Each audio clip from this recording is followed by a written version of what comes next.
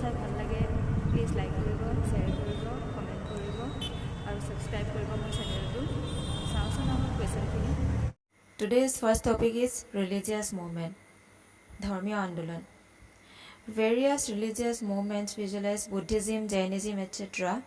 were born and grew up in a post-Vedic period known as the period of second urbanization or age of Buddha.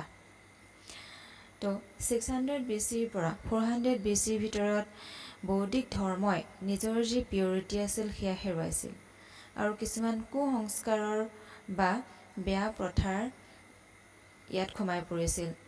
তেতিয়া বিভিন্ন ধৰ্মীয় আন্দোলনে গা কৰি উঠিছিল, অৰ্থাৎ বৌদ্ধ ধৰ্ম আৰু জৈন ধৰ্মৰ জন্ম হ'ল।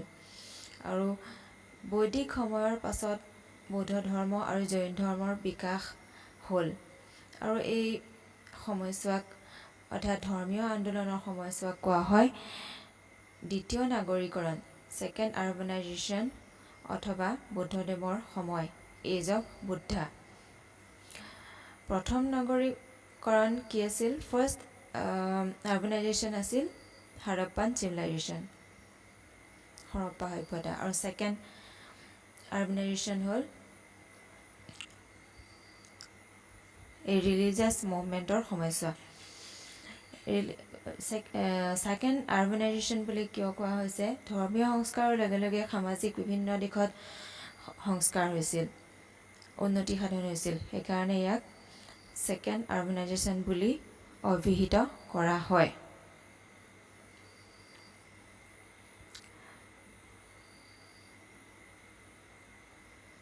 So next topic, first Buddhist Council, প্ৰথম বৌদ্ধ মহাসভা। প্ৰথম বৌদ্ধ মহাসভা, First Buddhist Council was held in 483 BC at Rajgriha during the period of Haryanka dynasty. Then the king was Ajatasattu. So প্ৰথম বৌদ্ধ মহাসভাখন অনুষ্ঠিত হৈছিল 483 BCত ৰাজগৃহত আৰু সেই সময়ত ৰজা আছিল অজাতশত্ৰু হাৰিয়াংকা ডাইনাষ্টিৰ।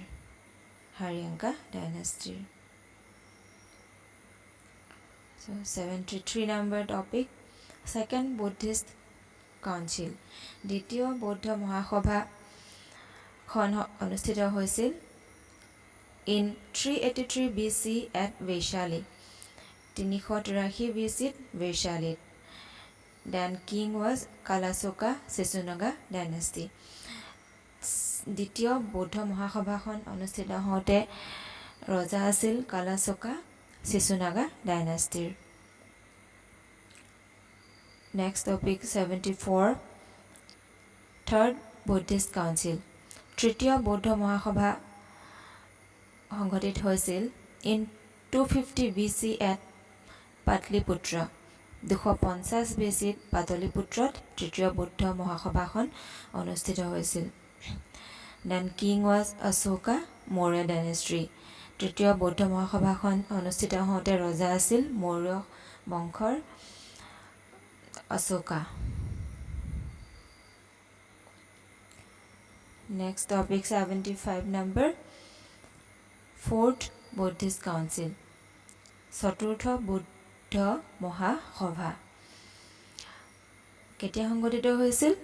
In 98 AD at Kundalavana Kashmir. চতুৰ্থ বৌদ্ধ মহাসভাখন অনুষ্ঠিত হৈছিল 98 ADত কুণ্ডলাৱনত কাশ্মীৰৰ। Then king was Kanishka Kushana dynasty. চতুৰ্থ বৌদ্ধ মহাসভাখন যেতিয়া সংঘটিত হৈছিল তেতিয়া ৰজা আছিল কুছানা ডাইনেষ্টিৰ Kanishka. Next, language of Buddhist literature, বৌদ্ধ ধৰ্মৰ সাহিত্যৰ যি ভাষা সেই ভাষা আছিল পালি এণ্ড সংস্কৃত। তো বৌদ্ধ ধৰ্মৰ লেখনিবিলাক বিভিন্ন বা ধৰ্মীয় পুস্তক বা বিভিন্ন ধৰণৰ সাহিত্য কি ভাষাত ৰচিত হৈছিল? পালি এণ্ড সংস্কৃতত। Next topic 77 number, হিনায়ানা and Mahayana. হিনজান আৰু মহাজান। হিনজান, মহাজান. After the death of Buddha, Buddhism was divided into two sectors, namely Mahayana and Hinayana. বুদ্ধদেৱৰ পৰলোক প্ৰাপ্তিৰ পিছত বৌদ্ধ ধৰ্মটো কি হৈছিলে, দুটা ভাগত বিভাজিত হৈছিলে, আৰু সেই ভাগ দুটা হ'ল হিনজান আৰু মহাজান. Hinayana follows the original teaching of Buddha. It emphasizes the individual salvation through self-discipline and meditation. হিনজানৰ ভক্তসকলে বুদ্ধদেৱৰ আচল যি শিক্ষা, প্ৰকৃত যি শিক্ষা, সেই শিক্ষাক মানিছিল.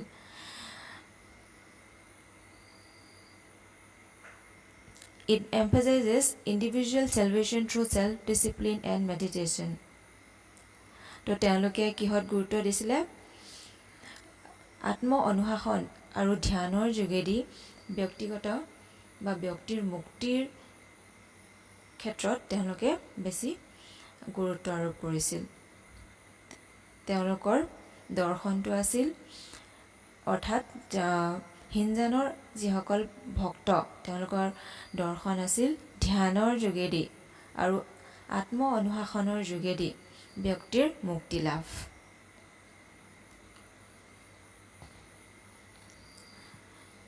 Mahayana Buddhist believes in the heavenliness of Buddha and idol worship.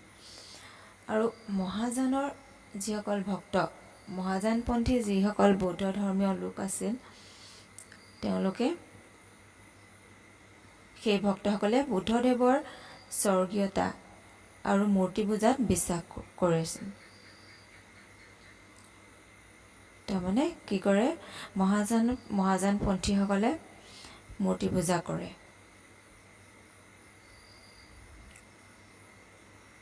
আৰু বুদ্ধদেৱৰ স্বৰ্গীয়তাক বিশ্বাস কৰে. Mahayana sect spread from India to several other nations such as China, Korea, Japan, Taiwan, Nepal, Tibet, Bhutan and Mongolia. মহাজান ছেক্টৰটো ভাৰতৰ পৰা অন্যান্য দেশলৈ, যেনে China, Korea, Japan, Taiwan, Nepal, Tibet, Bhutan আৰু মংগোলিয়ালৈ বিস্তাৰিত হৈছিল. Next topic 78 number, Vajrayana. Vajrayana is a form of Buddhism probably originated from the Mahayana tradition. কি কৈছে, ব্ৰজযান হৈছে মহাযানৰ পৰাই উদ্ভৱ হোৱা এটা শাখা, বৌদ্ধ ধৰ্মৰ এটা শাখা. মহাযানৰ পৰা উদ্ভৱ হোৱা এটা শাখা হৈছে ব্ৰজযান. Its followers believed that salvation could be attained by acquiring the magical power which they call Vajra. ব্ৰজযানৰ যিসকল ভক্ত তেওঁলোকে কি কৰে, তন্ত্ৰ মন্ত্ৰৰ যোগেদি মুক্তিলাভত বিশ্বাস কৰিছিল. আৰু তেওঁলোকৰ এই তান্ত্ৰিক শক্তিক এক বিশেষ নাম দিয়া হৈছিল, যাক তেওঁলোকে বজ্ৰ বুলি কয়, ব্ৰজ্ৰ. The chief divinities of this new sect were the Taras. তো ব্ৰজযান ভক্তসকলৰ মূল দেৱতা হ'ল তাৰাস. It became popular in eastern India, particularly Bengal and Bihar. কি হৈছিলে, ব্ৰজযান পূব ভাৰতত বিশেষকৈ বেংগল আৰু বিহাৰত জনপ্ৰিয় হৈছিল. নেক্সট টপিক আহিল জৈনিজিম, জৈন ধৰ্ম. তো ফাউণ্ডাৰ অফ জৈনিজিম, জৈন ধৰ্মৰ প্ৰতিষ্ঠাতা কোন, ঋষভদেৱা or ঋষভনাথা. ঋষভনাথা or ঋষভদেৱা. তো জৈন ধৰ্মৰ প্ৰতিষ্ঠাতা হৈছে ঋষভনাথ বা ঋষভদেৱ, একেজনেই ব্যক্তি. Next topic 23rd তীৰ্থংকৰা. 23rd Tirthankara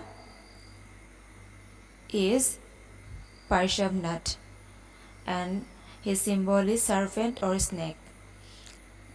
So এইখিনিতে তীৰ্থংকৰৰ বিষয়ে জানিব লাগিব।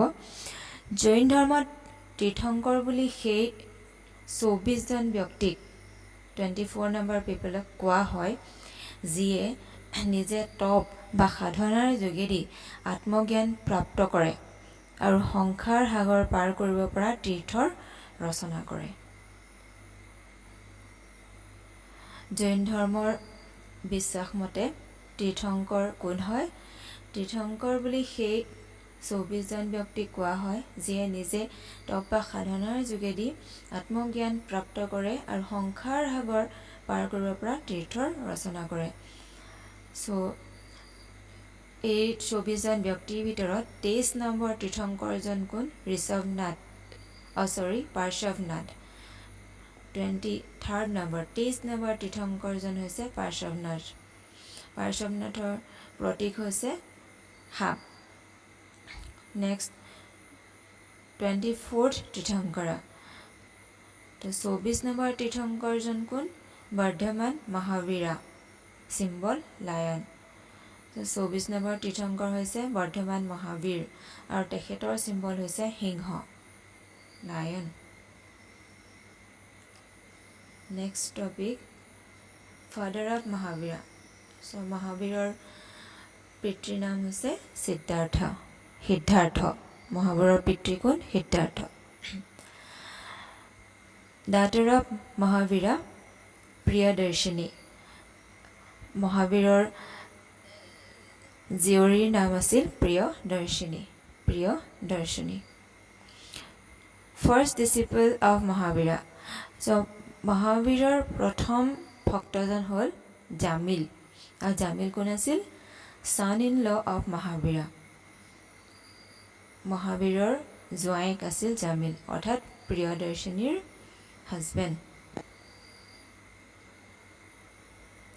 Next topic 85। Mahavira got enlightenment at the age of 42 years at Zamivik Grama. মহাবীৰে নিৰ্বাণ প্ৰাপ্তি অৰ্থাৎ জ্ঞান প্ৰাপ্তি কৰিছিল জামিভিক গ্ৰামত 42 বছৰ বয়সত। কিমান বছৰ বয়সত? 42 বছৰ বয়সত। আৰু ক'ত? জামিভিক গ্ৰামত।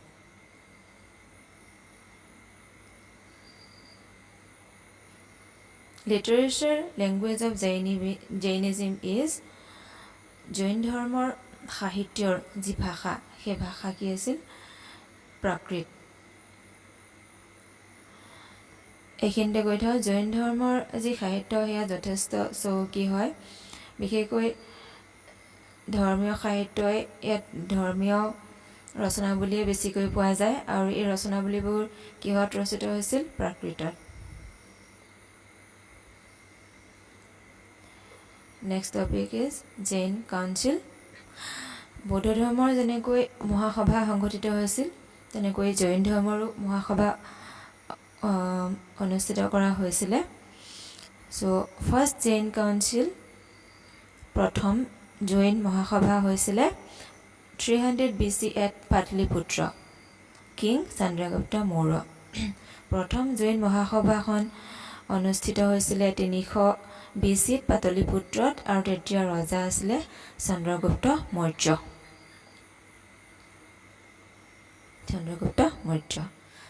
ছেকেণ্ড জৈন কাউন্সিল, দ্বিতীয় জৈন মহাসভা হৈছিল বল্লভীত। দ্বিতীয় জৈন মহাসভা হৈছিলে বল্লভীত আৰু কেতিয়া হৈছিলে? 512 AD। 512 AD। Next topic number 89. Chandragupta Maurya was also known as Chandrakottas or Androkottas by Greek scholars. Yesle Chandragupta Mauryak Greek scholar bilage anduta namere namkaron korisile Chandrakottas or Androkottas. Dendrococcus, Enterococcus.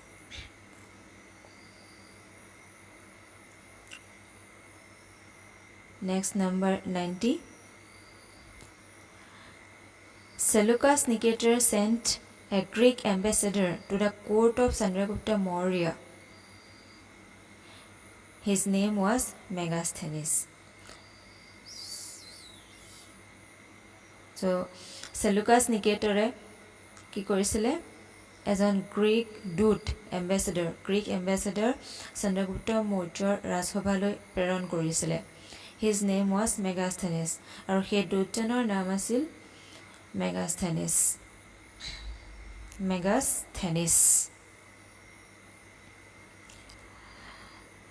He was the first ambassador to come to India তো Megasthenes আছিলে ভাৰতলৈ অহা প্ৰথম দূত হৈছে Megasthenes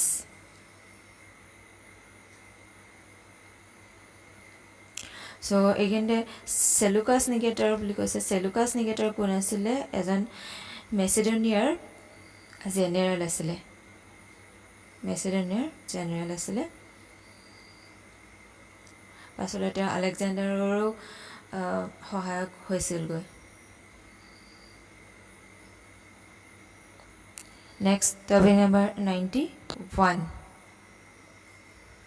Chandragupta Maurya died in Sallekhana. Chandragupta Maurya kot mrityu hoisil Sallekhana. Second ruler of the Mauryan Empire. So Maurya Samrajyor দ্বিতীয়জন শাসনকৰ্তা আছিল Bindusara. He was the son of Chandragupta Maurya. Bindusara asile Chandragupta Mauryaৰ পুত্ৰ. So next topic is the name of the two ambassadors who came during the Bindusara reign are Bindusarar dinot আৰু দুজন ambassador আৰু দুজন দূত ভাৰতলৈ আহিছিল সেই দুজনৰ নাম হৈছে Antiochus and Pliny Greek writers named Bindusara as Amitroset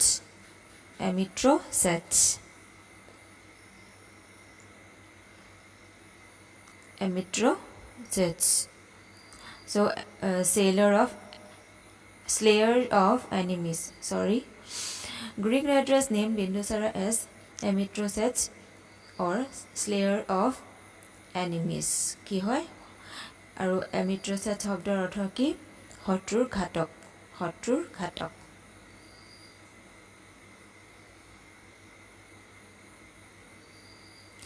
Greek লেখকসকলে বিন্দুসাৰা কি বুলি কৈছিলে শত্ৰুৰ ঘাতক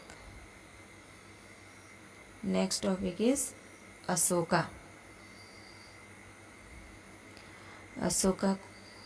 কোন আছিল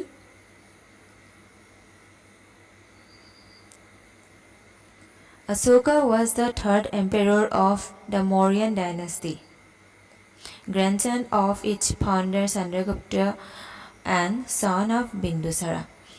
To Ashok আছিল Maurya বংশৰ তৃতীয়জন সম্ৰাট আৰু Maurya সাম্ৰাজ্যৰ প্ৰতিষ্ঠাতা Chandragupta Mauryaৰ নাতি আছিল আৰু Bindusarar পুত্ৰ আছিল After Bindusara's death Ashoka and his brothers engaged in a war of succession and Ashoka emerged victorious after several years of conflict. He killed 99 brothers and became king. কি হৈছিলে বিন্দুসাৰৰ যেতিয়া মৃত্যুৰ পাছত সিংহাসনৰ বাবে অশোক আৰু তেওঁৰ ককাই ভাইসকল সংঘৰ্ষত লিপ্ত হয় আৰু কেইবা বছৰৰো কনফ্লিক্টৰ পাছত অশোক ৰজা হয় আৰু অশোকে তেখেতৰ 99 জন ককাই ভাইক হত্যা কৰি সিংহাসনত বহিছিল আৰু ইয়াৰে এজন তেওঁৰ একেবাৰে নিজৰ ভাই আছিল আৰু বাকি কেইজন সম্পৰ্কীয় ককাই ভাই আছিল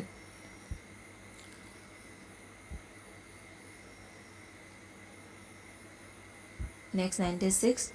In 261 BC, Ashoka fought Kalinga War. So Kalinga যুদ্ধখন কেতিয়া হৈছিলে 261 BC 261 BC এটা কলিংগ war কলিংগ যুদ্ধখন ভাৰতৰ ইতিহাসৰ ডাঙৰ আৰু ভয়াবহ যিবোৰ যুদ্ধ হৈছিল সেই যুদ্ধসমূহৰ এখন মানে অন্যতম যুদ্ধ আছিল যিবিলাক ডাঙৰ ডাঙৰ যুদ্ধ সংঘটিত হৈছিল ভাৰতৰ ইতিহাসত আৰু যিবিলাক ভয়াবহ কাণ্ডৰ সংঘটিত হৈছিল বহুত মানুহৰ তেজ বৈছিল তেনেকুৱা এখন যুদ্ধ আছিল কলিংগৰ যুদ্ধ আৰু এই কলিংগৰ যুদ্ধৰ ৰিজাল্টটো হৈছিল সম্ৰাট অশোকে কলিংগ জয় কৰিছিল যে কলিংগ বুলি ক'লে আমি বৰ্তমানৰ ঠাইখিনি হৈছে উৰিষ্যা আৰু অন্ধ্ৰৰ উত্তৰ অংশ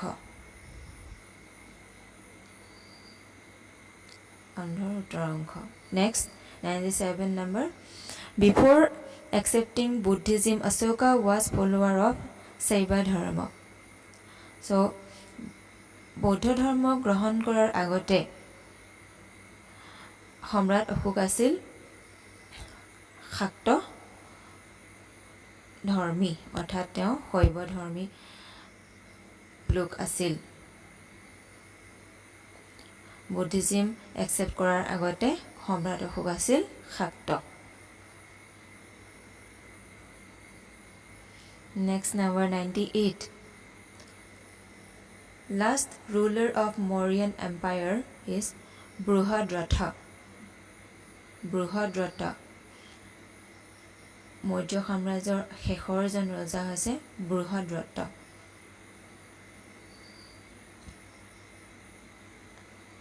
Next number 99. The edicts of Ashoka. অশোকৰ অভিলেখ The edicts of Ashoka are the collection of more than 30 inscriptions on the pillars as well as boulders and cave walls attributed to Emperor Ashoka of the Mauryan Empire who reigned from 268 to 232 BCE. অশোকৰ অভিলেখ হৈছে 30টাতকৈও অধিক শিলালেখ অৰ্থাৎ স্তম্ভ বা গুহালেখৰ সমষ্টি বা সংগ্ৰহ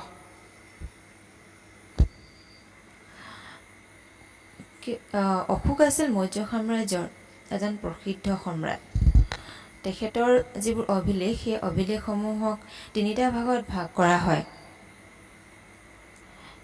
কি হয় সেই ভাগ তিনিটা শিলালেখ স্তম্ভলেখ আৰু গুহালেখ শিলালেখ স্তম্ভলেখ আৰু গুহালেখ ভাৰতত শিলালেখৰ প্ৰচলন প্ৰথমে অশোকেই কৰিছিল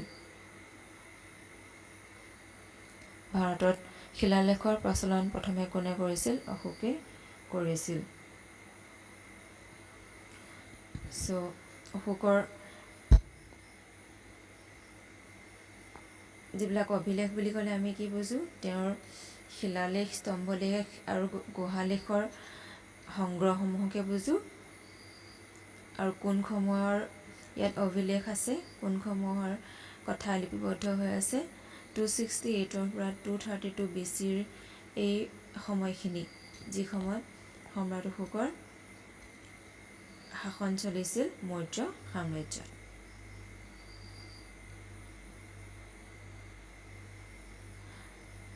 এইখিনিতে আৰু এটা কথা কৈ লওঁ অশোকৰ শিলালেখৰ আৱিষ্কাৰ হৈছিল 1750 চনত কেতিয়া হৈছিল 1750 চনত টি ফ্ৰেন্টলেৰে কৰিছিলে এই আৱিষ্কাৰটো টি ফ্ৰেন্টলেৰে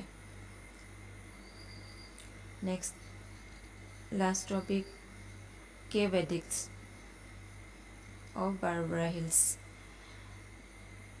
তো বাৰবাৰা হিলছত আছিলে গুহা শিলালেখ আছিলে অশোকৰ শিলালেখ পোৱা যায় বাৰবাৰা হিলছৰ কেভ এডিক্টত